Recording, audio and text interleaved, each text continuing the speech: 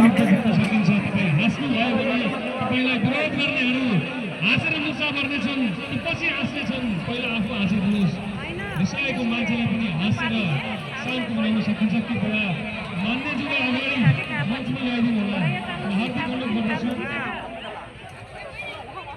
हामीलाई जुलुस गर्न मन थियो, ठुलो गाना बजाना र्याली गर्न मन थियो, तर उपसभापतिज्यूले यत्रो आन्दोलन पश्चात आएको यो परिवर्तन जसले बलिदानी दिनुभयो उहाँहरूलाई सम्झेर हामीले यस्ता जुलुस नारा गर्नु हुँदैन भन्नुभएको छ।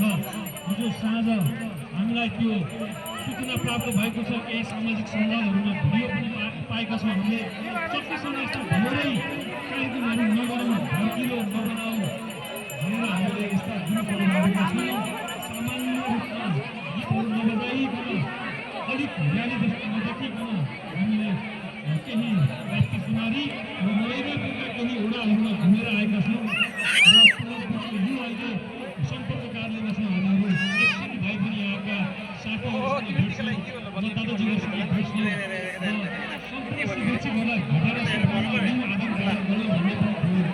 त्यसपछि हामीले यहाँ धेरै भड्किलो बनाउने छैन। तपाईँले मजाले रङ लगाइदिनु, फुलमाला बसाउनुहोस्, तर हामी भड्किलो बनाउने छैनौँ। प्रेम बाँड्नुहोस्। अहिलेसम्म तपाईँको लगानीको प्रतिफल हामीले सांसद पाएका छौँ। जय घन्टी, जय घन्टी।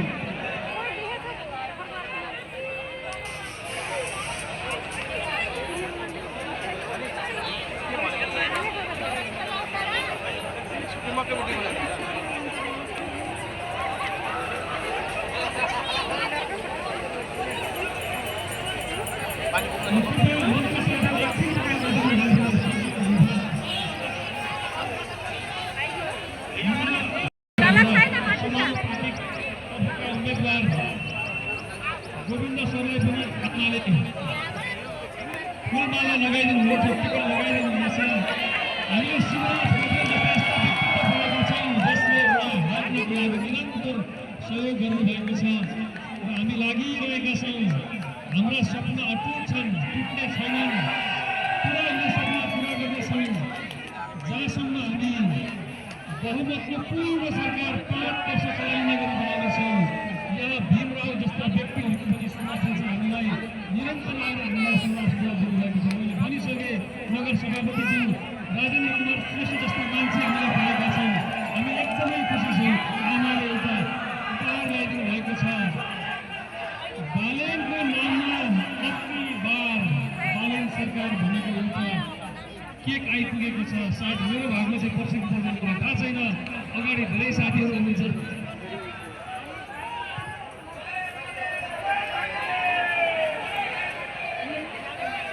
हामीलाई थाहा छ यो जित हामी सबैको हो। तपाईँले मतदान गर्नुभयो भएन कुनै फरक पर्दैन। तपाईँको मनमा घन्टी बजेको छ भने तपाईँ घन्टी वाहक समर्थन हो। हामीले समर्थकको हामीले यसरी बुझेका छौँ। तपाईँले मत हाल्नु भएन भने पनि यो उहाँहरू तपाईँहरूकै सांसद हो, हाम्रै सांसद हो, हाम्रै मुद्दा बोक्नुहुन्छ। उहाँहरूले मजाले हेर्नुहोस्, किनकि पछि समस्या बोल्ने हामीहरूले उहाँहरू मार्फतै हो हाम्रो मुद्दाहरू पठाउने। त्यही भएर तपाईँहरू आफ्नो मान्नै पर्दैन। छतमा बसेर हेर्नुहोस्, पसलमा बसेर हेर्नुहोस्, नजिकबाट हेर्नुहोस्। अझ आएर फुलमाला लगाइदिनु भयो भने पनि केही फरक पर्दैन। अब उहाँको दलको होइन, सबैको बाँके क्षेत्र एकको पहिलो साथी हो। त्यसपछि अन्य क्षेत्रको उहाँहरू हक लाग्छ, पहिला हाम्रो हक लाग्छ। म यही निवेदन गरिरहेको छु। जय घन्टी। एकदमै हल्ला कम सुन्नु, अझै जोसँग जय घन्टी। अरू एकचोटि अन्तिम जय घन्टी।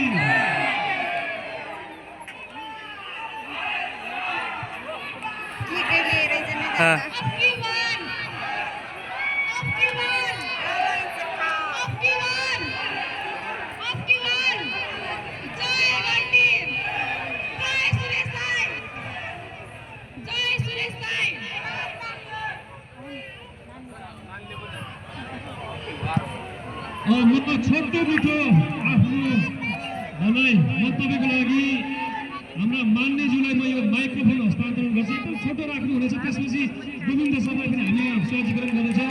पहिला म समानुपातिक तर्फका उम्मेदवार आदरणीय व्यक्तित्व गोविन्द बहादुर खड्गेलाई म यो माइक्रोफोन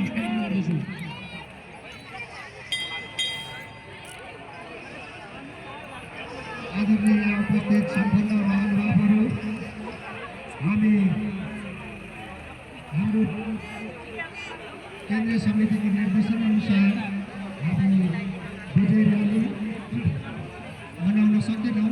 यसलाई हामी आम मतदाताहरूको माझमा आफ्नो लागि ठुलो रयाली ठुलो बाजासहित हामी यो विजय उत्सवलाई मनाउन नसक्दा यहाँहरूलाई केही दुविधा पर्न सक्छ।